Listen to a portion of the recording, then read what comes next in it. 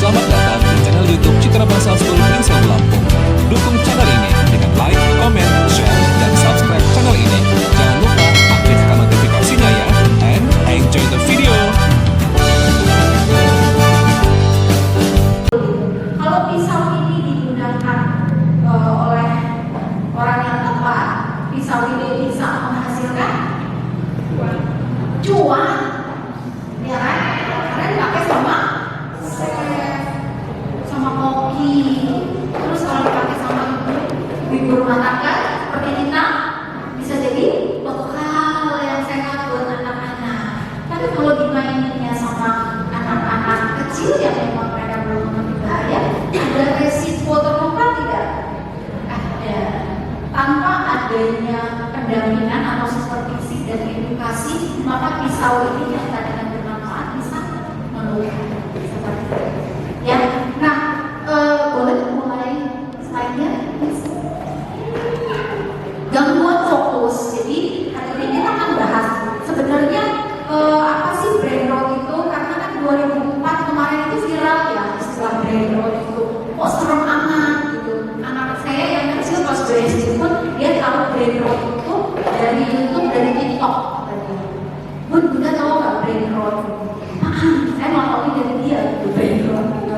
Terus saya tanya dari ini, adek kok serem ya Bun, takut jangan-jangan otak adek udah busuk nih. Karena kan kalau ini versi di FVP itu kan ya serem-seremnya ya gitu, otaknya berdarah, meleleh-meleleh gitu. Terus ada isi sampah-sampah dan lain sebagainya, itu serem banget gitu buat anak-anak takut kan, apa sih brain rot gitu.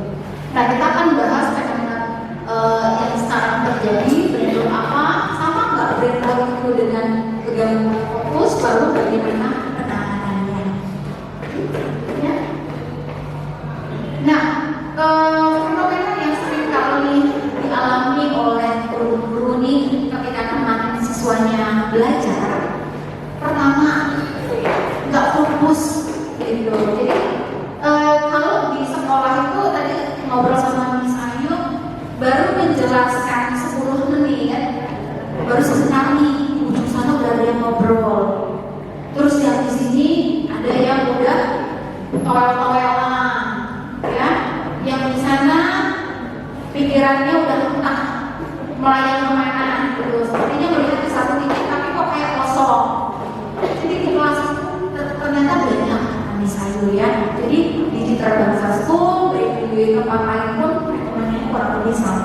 Gak fokus, mudah bosen, terus suka gangguin temen, tugas gak tuntas, sama kurang teliti ya. Kalau ujian atau kuis ya, Miss Siska mungkin merasakan sebenarnya si A, si B ini harus nilainya 100 nih gitu. Karena kita tahu ya kemampuannya yang sehari-hari berperan bisa tahu.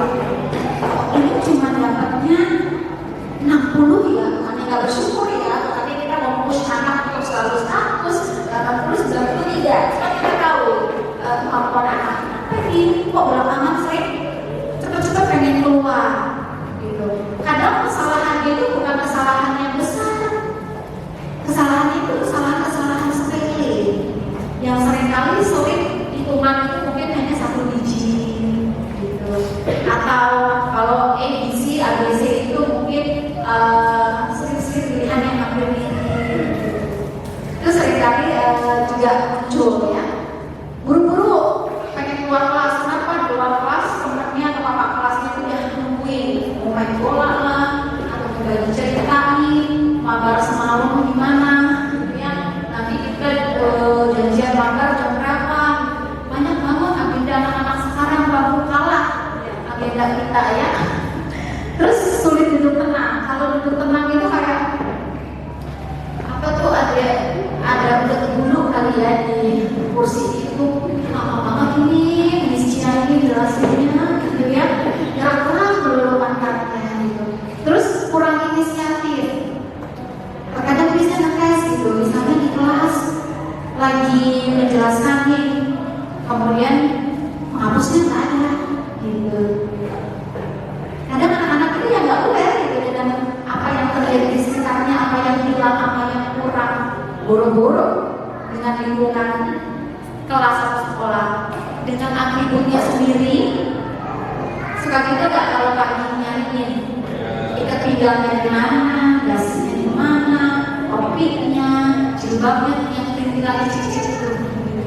Bahkan ada yang kalau pasien saya itu ibunya bilang tiap hari Mira saya itu pasti kehilangan satu botol minum gitu. Jadi saking kesalnya akhirnya ya udah besok-besok dibawain botol minum kemasan aja gitu. Karena kalau dibawain botol minum yang bisa terpakai berkali-kali itu suka nggak dibawa pulang, dia lupa bawa gitu ya. Kemudian sulit memahami pelajaran. Jadi ini juga yang kita harus perhatikan ya listener. Jadi jangan buru-buru kita menjudge anak ini apakah problemnya di IQ-nya gitu ya. Kok bacanya susah, masa perkalian aja udah kelas 4, kok perkalian 5, 1 sampai 5 juga belum tuntas gitu.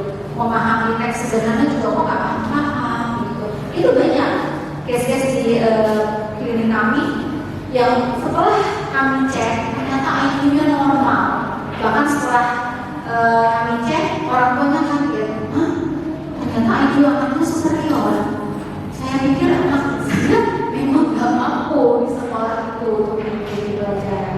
Ternyata yang problem itu bukan IQ-nya untuk menangkap, memahami pelajaran, tetapi fokusnya yang sulit, sehingga informasi detail itu nggak dia ingat.